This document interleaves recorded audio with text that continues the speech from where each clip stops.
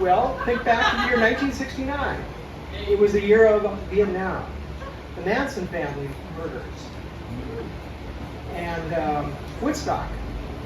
And the moon landing. And the year was capped off by the on-stage wedding of Tiny Tim and Miss Vicky on Johnny Carson's Tonight Show. So flash forward a quarter century. Hundreds of people are jammed into a Minneapolis area Catholic church on a sweltering August night. The bride wears white, the groom is attired in a dark tux, and carries his signature ukulele in a Lund's grocery bag to the altar.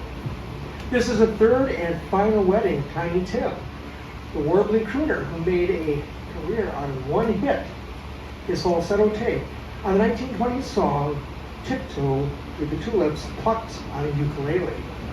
Thanks to my wife and fellow Associated Press reporter Laura Bannon, we were guests and observers to the wedding of a very eccentric man and his much younger bride, Miss Sue Gardner. That summer, Laura was looking through the Sun Sailor Weekly newspaper. She spotted a familiar face in the engagements, a studio portrait of the 1960s Greenwich Village cult oddball, Tiny Tim, recognizable by his scraggly hair and prominent schnoz with his bride-to-be, Miss Sue. Laura rushed to the suburban home of Miss Sue Gardner's parents to confirm the news. She left her AP business card and was contacted by Miss Sue, who put her in touch with Tiny, who was staying at a Twin Cities motel. Tiny, who was known to his friends, was trilling on the phone and calling my wife Miss Laura. His habit was to call women by Miss, followed by their first name. He asked if she wanted to come to his wedding.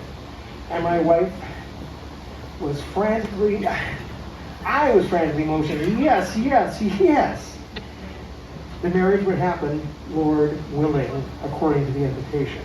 Now, Tiny grew up in the Washington Heights neighborhood of New York, the son of a Lebanese Christian father and a Russian Jewish mother. He loved Tin Pan Alley tunes and the songs of Stephen Foster and George M. Cohen. He hit it big with Tiptoe Through the Tulips from the 1929 musical Gold Diggers of Broadway, and appeared in the premiere episode of Rhoda Martin's Laugh-In in 1967. Now, Tiny and Miss Vicky had a daughter named Tulip, but the marriage didn't last, nor did Tiny's second